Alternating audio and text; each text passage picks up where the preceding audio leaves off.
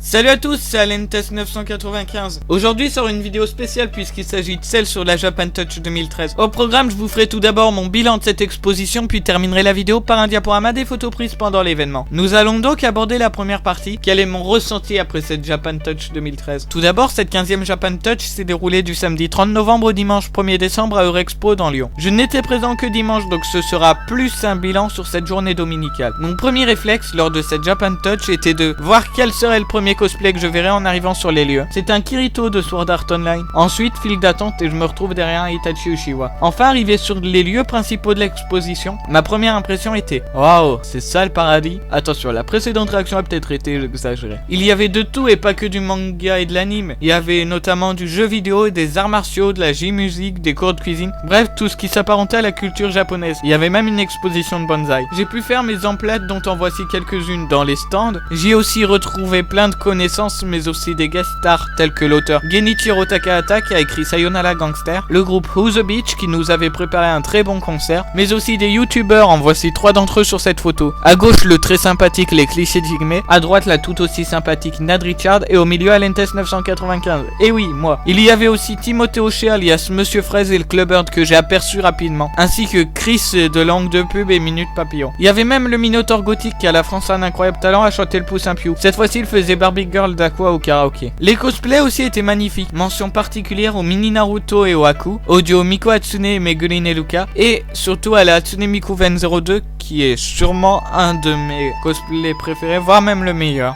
que j'ai pu apercevoir. Bref, tout ça pour vous dire que j'ai passé une super Japan Touch en compagnie de tous ceux qui étaient présents. Je vous remercie grandement pour tous ces instants qui ont permis à ce dimanche 1er décembre 2013 d'être un des jours les plus marquants de cette année, car étant ma toute première convention entre autres. Sur ce, je vous dis encore une fois merci d'avoir été là et bon visionnage pour ce diaporama des différentes photos prises lors de cette convention.